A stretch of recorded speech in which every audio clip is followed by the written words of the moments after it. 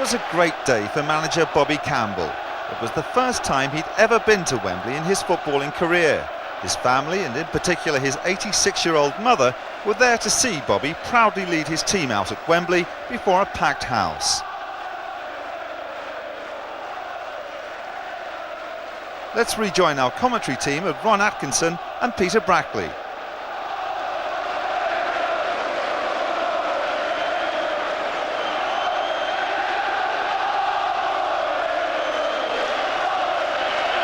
Solari and Bill Fox make their way across to the Chelsea team. Chelsea captained by Peter Nicholas, the Welsh international.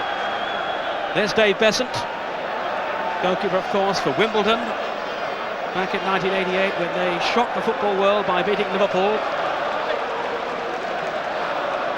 And one of the men behind the emergence of the Full Members Cup is Ken Bates, the Chelsea chairman.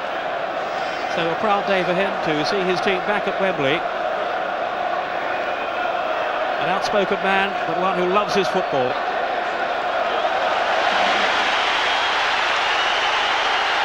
So the two teams break to their respective ends. Middlesbrough to our right, Chelsea to our left. And the sun shining brightly down now on Wembley. So let's go through then the two teams for you. Here's the Chelsea lineup. In goal, Dave Beasant. Memories revived then for him of the 1988 FA Cup final. He was the first goalkeeper to captain a cup final team here. Across the back, Gareth Hall, the Welsh international, who's keeping out Scotland's Steve Clarke. Clarke is fit again, but Gareth Hall has got the vote. In the middle, Erland Johnsen of Norway, Kenneth Monkou of Holland, and England international Tony Dorigo on the left. Three in midfield, Kevin McAllister, the man who's been playing so well lately, and two experienced men alongside him in the engine room, John Bumstead and Peter Nicholas. Bumstead, who played in the Full Members Cup winning side of '86, and Nicholas, for all his years in the game, featuring in his first Wembley final. And the three men up front, Kerry, Dixon, Gordon, Durie, and Kevin Wilson. Dixon and Wilson 18 goals apiece, and Durie well on the way back to his sharpest form. Well, now a look at the Middlesbrough side. The goal for them will be Stephen Pears. Full recovery by him from the injury that kept him out earlier in the season. Across the back, Gary Parkinson, Alec Kernaghan, replacing the injured Tony Mowbray, Simon Coleman, the man who started in so well in place of Gary McAllister, now with Manchester United of course. And at left back, Colin Cooper, another who's fit again after a lengthy layoff. In midfield, young Owen McGee, just 19 years old, what a day for him.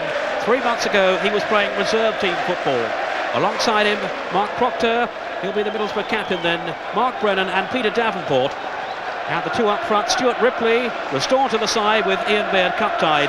And Bernie Slaven, what a threat he'll pose to Chelsea. 25 goals for Middlesbrough so far this season. Here's the referee then, Roger Milford from Bristol, experienced referee. He took charge of the Littlewoods Cup final last season. And has also refereed the final of the Sherpa Van Trophy as it was then. Well, we've had hail and rain, but now we have sunshine.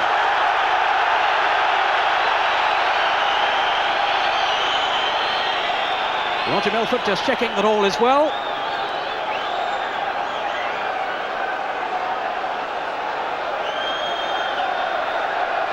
A few more nervous seconds here for the players. But at last we're underway. Nicholas for Chelsea. Here's Kevin McAllister. Gareth Hall. Perhaps a surprise in some people's eyes that he's in the team ahead of Steve Clarke. Gareth Hall scored in the area final over Crystal Palace, the win over Crystal Palace. And he really has been in outstanding form lately, and Bobby Campbell has given him the nod. I think that raised an eyebrow from you, Ron. Yes, I must admit, because I've got the highest regard for Clarke. Obviously, Bobby Campbell has decided to go along with Hall, as you say, has been playing very well. He certainly played well in the semi-final games against the Palace, and has got a good little understanding with McAllister on the right-hand side of midfield. 80,000 in the stadium. The first all-seater Wembley final. And there's the first touch for Dave Beasant. Saved a penalty, of course, in that 1988 FA Cup final win for Wimbledon over Liverpool.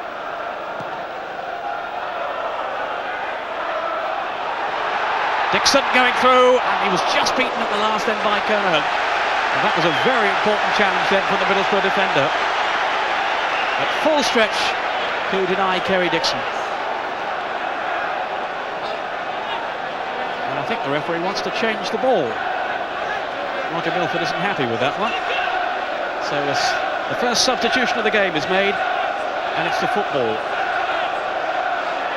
But I think that you saw straight away there, Peter, that Kerry Dixon signalled his intent. He will represent the main threat, as we've seen in other games that Chelsea have played the part in. Middlesbrough, two young central defenders. Coleman's been very impressive in the run-up to the final. He'll need to be bang at his best today. Here's the corner then, to be taken by Nicholas. Monkou on the near post. It's flicked on by Dixon. Oh! Durie's shot was charged down. Away goes Ripley, but Middlesbrough so nearly conceded a goal then. Durie with the shot after Dixon had headed it on. Middlesbrough breathe again. As Dorigo cuts the ball upfield, Kernaghan underneath it. Under threat though from Dixon, and he's got away from him. And Coleman just managed to steer it back. At my word, Chelsea are testing out these central defenders. Here's the corner again. It was over Monkou, and it's Dixon who flicks it on there. And there's Durie with the shot, and Pears did well. Sometimes that's the sort of situation that cup matches are won and lost on. And for Mark, Steve and Pears, they stood up brave, looked at it all the way. An excellent strike from Durie. A ploy they use an awful lot, the touch on at the front post off a corner by Dixon. Durie finds himself in space. Davenport to Procter. Right across the face of the goal, but beyond Ripley, who was in there. Looks as if Bumstead might have got an injury there. Mark Procter sliding the ball right across the area, but unfortunately for him, no one on the end of it. The man who's captaining Middlesbrough today, in the absence of Tony Mowbray, milking the occasion from the sidelines. Bobby Campbell. An old score to settle. It was Middlesbrough, of course, who sent Chelsea down into the second division 2 seasons back when Middlesbrough went up to the first. A dramatic playoff situation. So a little bit of revenge on the minds of Chelsea today. Certainly don't appear to be overawed, do they, Peter? They've come here to enjoy it. They've come here to play their game, which is passing the ball around. And at the moment, okay, they've had one hard flutter from Durie's shot, but they've settled down fairly comfortably. Here's the free kick, and it's Kernaghan, and a goal! Oh! Well, I thought it had gone in then from Slaven, and somehow he failed to turn it in. It seemed impossible that he could miss then. Kernaghan challenging. Well, the one player you would bet money on in this country, that's his scene, isn't it? Little tap-ins, anticipated the header from Kernaghan, and really they should be winning the lead now. Here's the corner taken by Procter. Back in by Davenport. The whistle's gone though for an infringement. But Bernie Slaven then, well, he really should have scored goal number 26. It seemed he just had to score. The free kick was floated over superbly. Good free kick here. Kernaghan's lost his marker. Good free kick. There was a suggestion at one stage of handball on Kerry Dixon. It looks very much Nicholas has done well though. Perhaps we didn't give him enough credit in the first place, Peter. Nicholas has done very well to intercept that. Full marks to Nicholas, who got in just before Slaven by the look of that. I must confess my initial reaction was that Slaven had miscued it completely. Dorigo. He has Hall in space here. Now for Johnsen.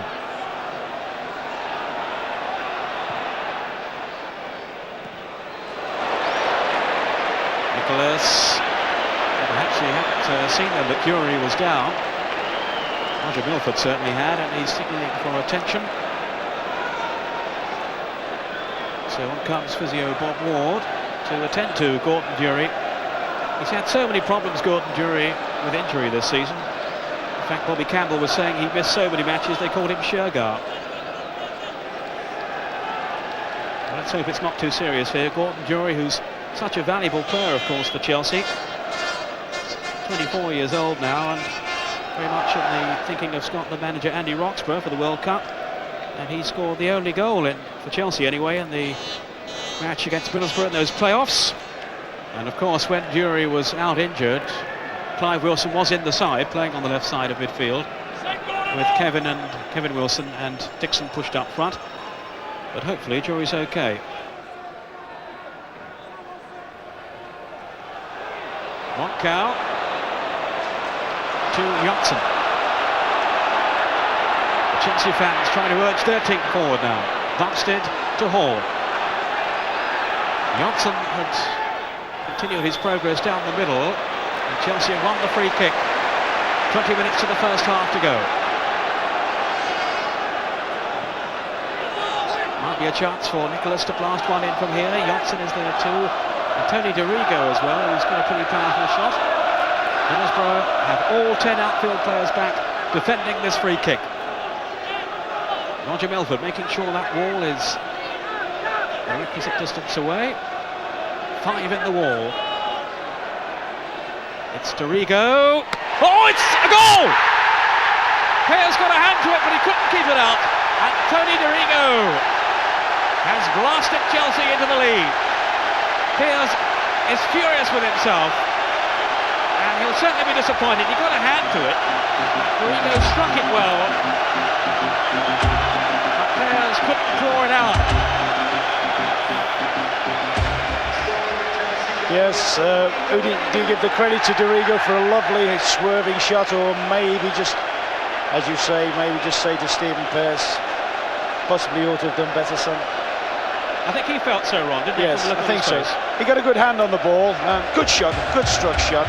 There was a little dummy just beforehand from Johnsen that may just have thrown Pears slightly. But he'll be a bit disappointed with Stephen Pears that he hasn't palmed that one over at least.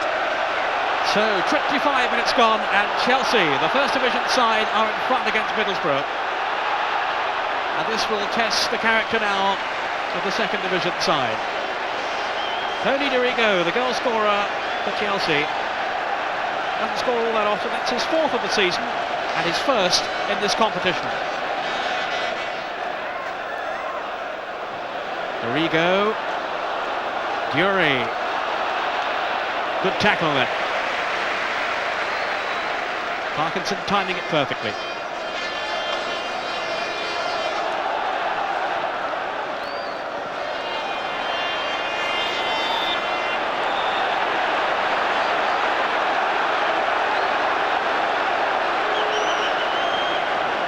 Chelsea are in the stronger position. I wouldn't say it's that strong yet. It's certainly the healthier position in the Zenith final. The only goal so far scored by Tony Dorigo. And there are, that's the view that Stephen Pears will have, and he will be so anxious that the wall is right after the earlier one that beat him. He's prancing up and down his goal line like a scalded cat. Dorigo is there again, chipping it through, and this time he's held on.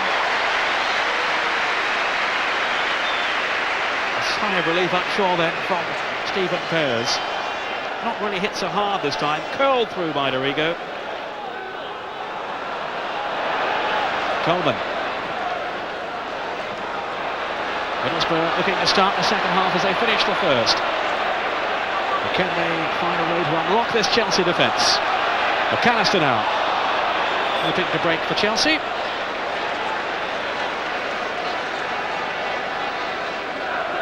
And it's a free kick to the first division side. A goal to the good, scored by Tony Dorigo. But is that going to be enough to win them the Zenith Cup?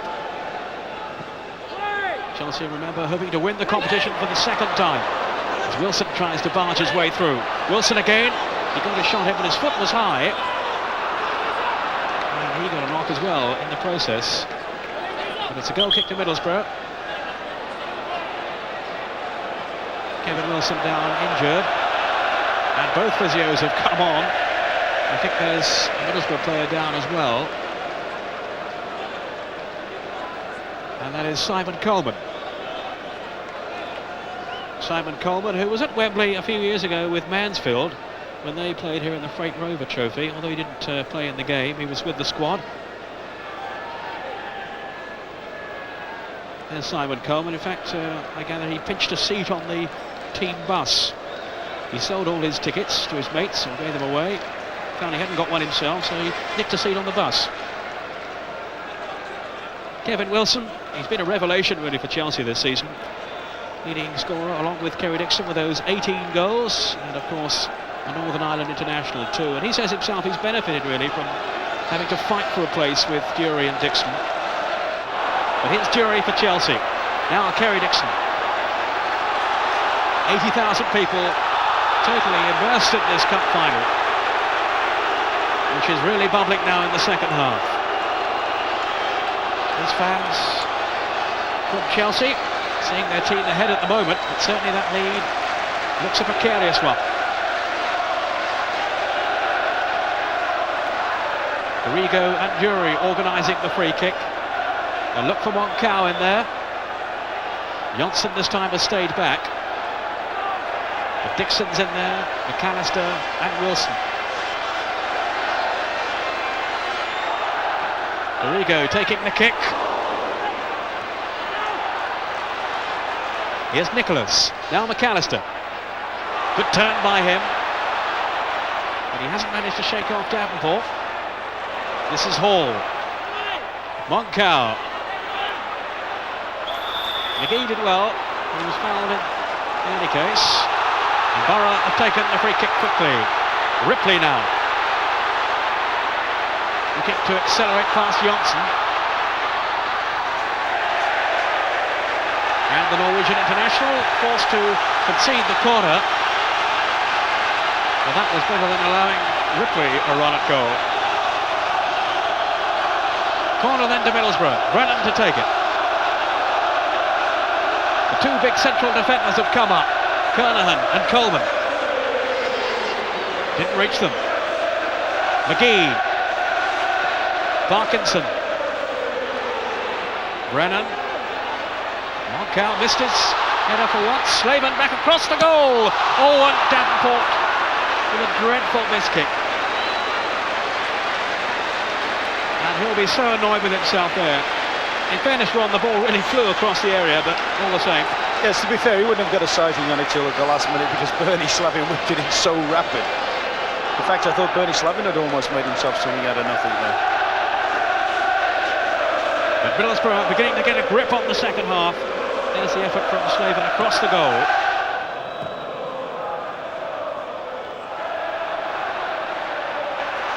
But here's Dixon for Chelsea. Support arriving too. McAllister's gone bursting through the middle. Still Dixon. Beaten though by Cooper. Now Hall. I think Dixon got a knock in the face then as he lost out to Cooper. Indeed, Dixon holding his head, so there's a problem here for Chelsea. Monkou always looks so comfortable in possession. Very fluent player, but Kerry Dixon looking a little worried at the moment. Got a bash in the face. And there are the two subs, Paul Kerr and Nicky Mohan. 25 minutes to go, so perhaps Colin Todd is contemplating the change as he made that excellent save then. Perhaps he's coming on as goalkeeper. And there's Dixon. Let's hope it's not too serious for him. Chelsea still leading, but it's a slender lead. A goal from Tony Dorigo in the first half. A smile from Ward suggests he's okay. Kerry Dixon, who's had a tremendous career for Chelsea. He's second behind Bobby Tambling in their all-time goal-scoring list. Tambling, I think, 202, so he's well on the way to passing that. Dixon on Durie with Kernaghan. Durie's got away from him. Oh! Appeals for a penalty, but it was a clean save. And the referee, Roger Milford, had a good look, and he was absolutely right, in my view, anyway. And in fairness to Durie, Ron, there was no real protest from Durie. Oh, not a cat in hell's chance. Very, very good and brave goalkeeping, and if there's any question mark about Dorigo's goal, he's atoned for it there. He's certainly got Alan Kernaghan out of prison there, because Alan made that. Kernaghan's made this look a little weak. It's been out-muscled a bit by Durie there, but his back pass should have been stronger. Procter again. Combining with Brennan and trying to find Davenport. McAllister again has got back, trying to cut out the service to Davenport. Ripley. Ushered on by Roger Milford.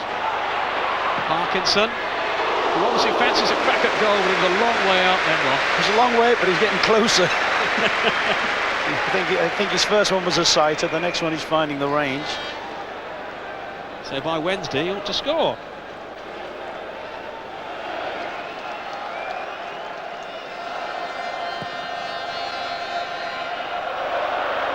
Here's Dixon. Wilson had made the run. Dixon didn't find him. There are now just 2 minutes left in this final of the Zenith Cup. Bobby Campbell's team with one hand on the trophy. Coleman forward. Procter now. Here's McGee. And towards Ripley. And here's Davenport. No, Hall in there first. And Chelsea, as the sun shines really strongly now around Wembley, can come away. Not too far though. Here's Procter. Ripley chasing. Johnsen.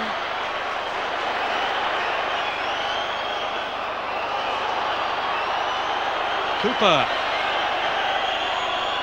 Bobby Campbell can't sit down any longer.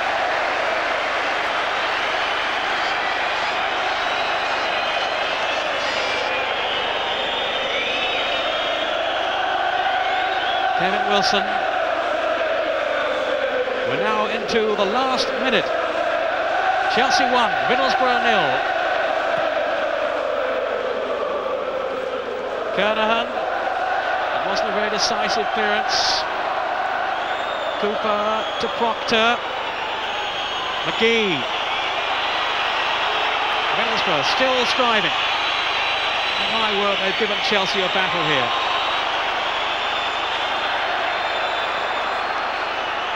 Dorigo straight to Kernaghan. Now Slaven. Brennan.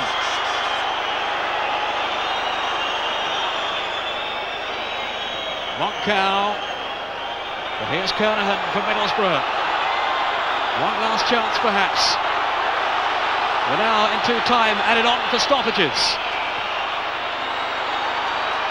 Are we in for a dramatic finish here, or will Chelsea hold on? Durie's header. Now it's the counter-attack.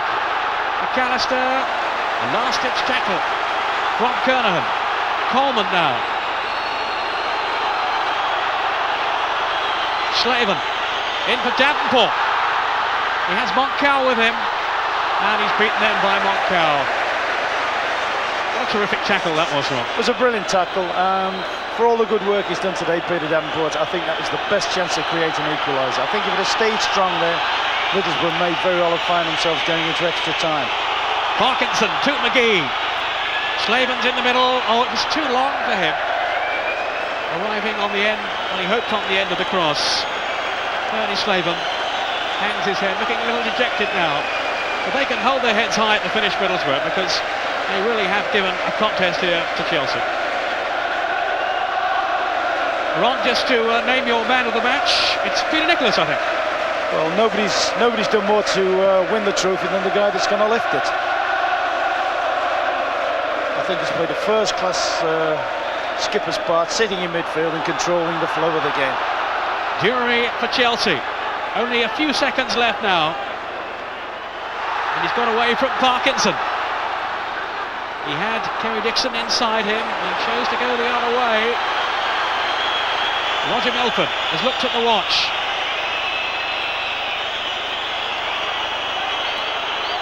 Gareth Hall. That's out of play. And it's all over. And Chelsea have done it. Or have they? I don't think the referee has blown the final whistle. Everyone in the ground thought he had. He probably did himself, but he hasn't. We're still going on here. We've now had 2 minutes of time added on, and that's it this time. The final whistle blown by Roger Milford. And as Chelsea celebrate, one can only praise to the fight they've been given here by Middlesbrough. There's the man whose goal settled it, Dorigo, scored in the first half. But Middlesbrough fought back. They had chances, but Monkou, superb at the back for Chelsea, kept them well organised, with Nicholas running things in midfield, and Chelsea held on.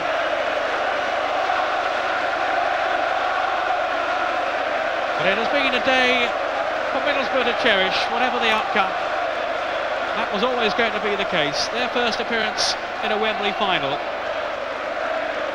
Bobby Campbell, I would imagine, looking up to see if he can see his old mum up in the crowd there somewhere. 86 years old. Where is she, he's saying? She said she'd come. So down the steps come the Middlesbrough players as Chelsea prepare to receive the Zenith Cup. Dave Beasant not called on all that often to make any spectacular saves today, but he nonetheless did a good, sound, efficient job in goal. And Peter Nicholas, Ron Atkinson's choice for the Man of the Match award, and I'd go along with that too. Leading his team by example. Behind him, Dave Beasant, then McAllister. It's a long walk up those steps, but when you've a cup to receive, it's very worthwhile. A big broad grin from Peter Nicholas. He's played here for Wales, but never before in a Wembley final, and he holds aloft the Zenith Cup.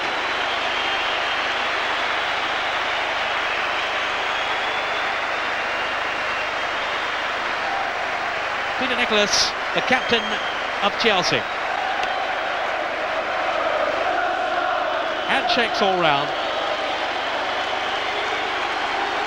As Peter Nicholas leads the Chelsea players down the steps, and Middlesbrough are going to set off too on a lap of honour themselves, and they are getting a tremendous reception too from the Chelsea fans, and that's great to see. What a sporting gesture then from the Chelsea fans backed behind the goal, as Middlesbrough now receive the acclaim of their own supporters. Peter Nicholas will be leading his players around, receiving the Man of the Match award too. Well done, Peter Nicholas. Grand old campaigner down the years. For Arsenal, of course, Aberdeen, his last club. Luton he played for. And Crystal Palace too, one of the teams that Chelsea beat en route to the final. And for one young fan, I'm not sure who he supports. And here, posing then for the photographers, the Chelsea players. Those are the pictures you'll see in your newspapers tomorrow morning. Kenneth Monkou has a wig on, a blonde wig, which I'm sure isn't his. Nicholas is wearing it now. So high jinks among the Chelsea players, celebrating their victory here. And what a revival it's been by Chelsea in the past 2 years. Things looking so bleak for them when they were relegated down into the second division, but they've come back with a vengeance, winning the second division by a storm, and now fifth in the first division, and here winners of the Zenith Cup.